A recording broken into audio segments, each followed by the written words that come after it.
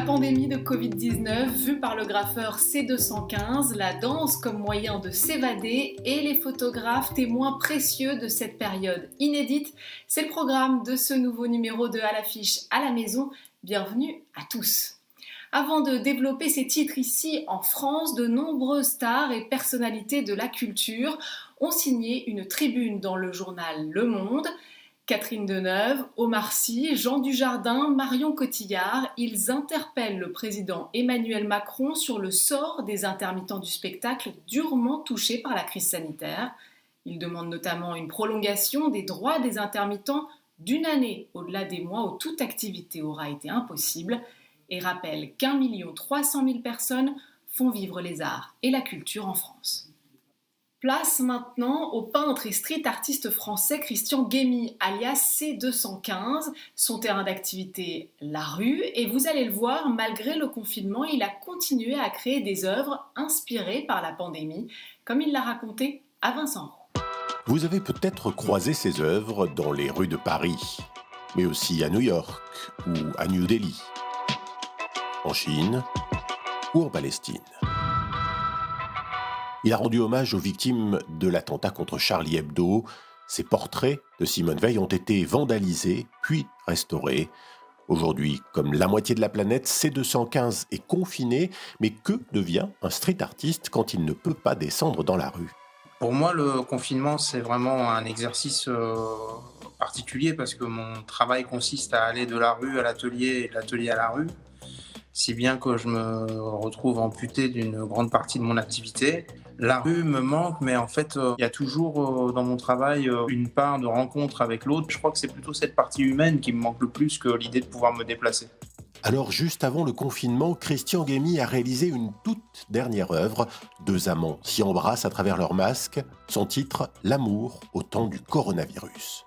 J'ai été un peu pris de court, il a fallu que je réalise ce pochoir, j'imaginais pas le réaliser ailleurs que dans la rue et je l'ai fait le matin même en fait du confinement avec la gorge serrée, beaucoup d'émotions, sans savoir exactement où ça me menait, mais c'est comme un tatouage, vous voyez, c'est vraiment cette idée de créer une œuvre de souvenir en fait qui marque une temporalité.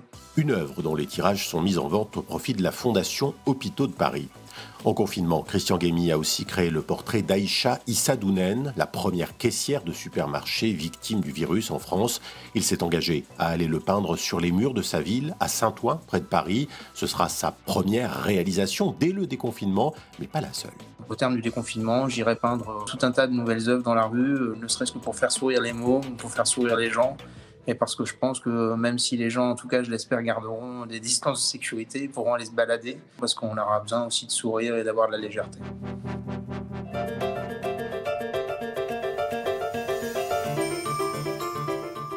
Plonger dans l'univers de la danse pour s'évader sans sortir de chez soi. Les danseurs rivalisent de créativité pour vous accompagner pendant cette longue période de confinement et apporter un peu de douceur et de légèreté au quotidien. L'artiste Mehdi Kerkouche et 4 de ses danseurs de la compagnie MK, fondée en 2017, vous proposent des mises en scène chorégraphiques spéciales confinement, c'est-à-dire par écran interposé. Ils ont sorti 3 vidéos de format court qui ont rencontré énormément de succès. La première sur une des chansons du chanteur américain Barry White, la seconde sur la bande originale du film Le fabuleux destin d'Amélie Poulain composée par Yann Tiersen, et la dernière qui vient juste de sortir sur Dancing with Myself de Billy Idol.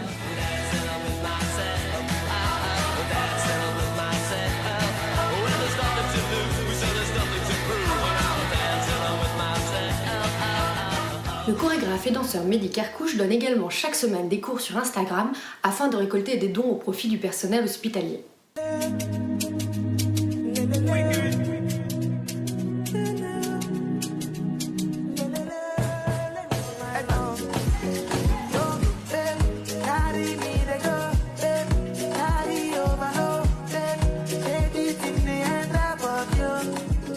Autre danseur et chorégraphe, Benjamin Millepied.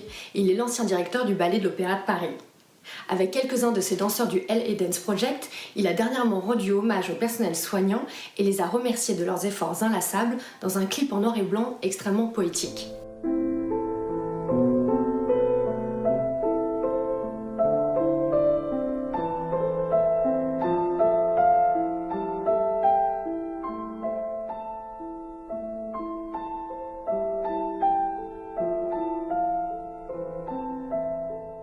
Enfin, le ballet Malandin de Biarritz propose un concours chorégraphique depuis chez soi. Les participants avaient jusqu'à fin avril pour envoyer une vidéo d'1 minute, seule, en duo ou en groupe. 5 chorégraphies seront sélectionnées le 9 mai prochain et mises sur les réseaux sociaux.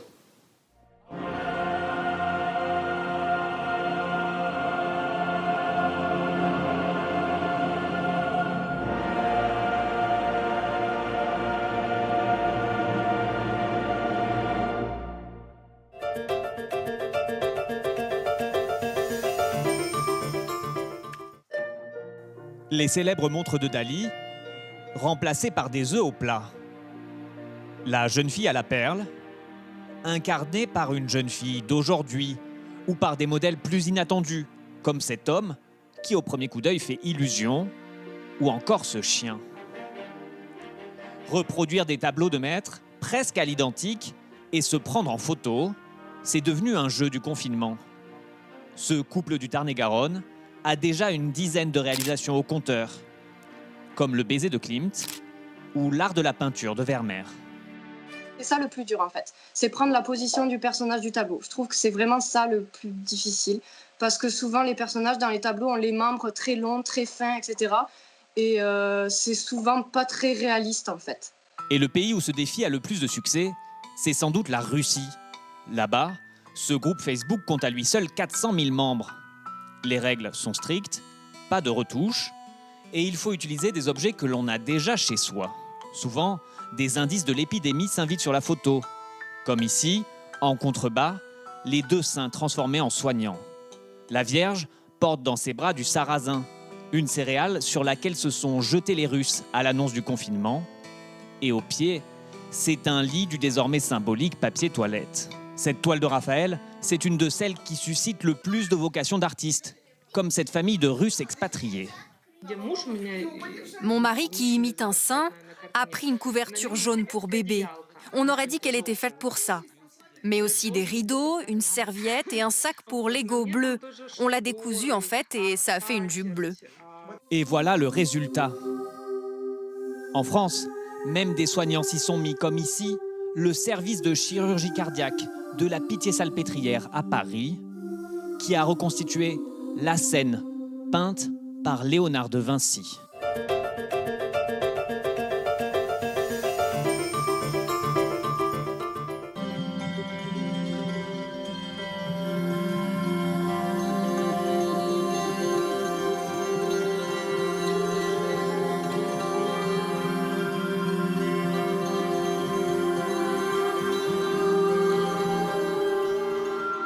Paris, comme on l'a rarement vu, vidé de ses habitants en ces temps de coronavirus et immortalisé par le photographe Éric Bouvet.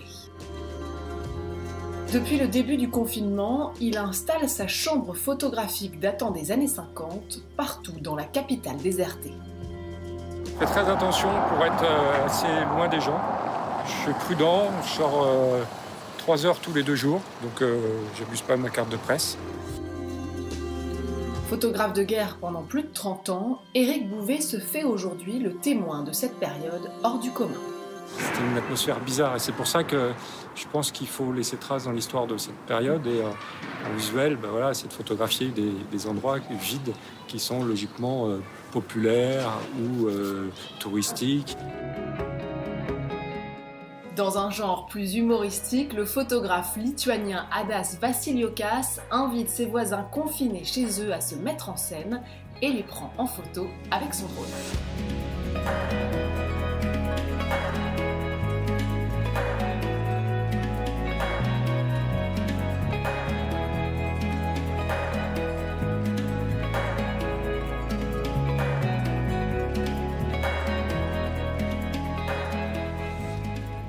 Enfin, vous aussi pouvez contribuer à construire la mémoire de ce moment historique. La Maison européenne de la photographie à Paris a lancé un concours conviant les photographes amateurs ou aguerris à réaliser leurs photos autour du thème de la fenêtre.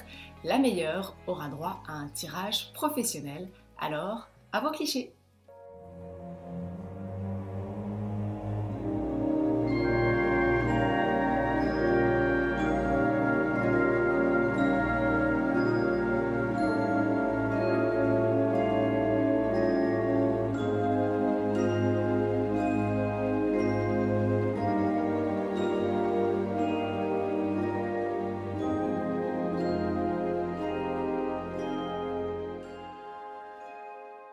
Voilà, c'est la fin de cette nouvelle émission en confinement. Merci à tous de nous avoir suivis. N'oubliez pas de nous retrouver sur france24.com ainsi que sur tous nos réseaux sociaux.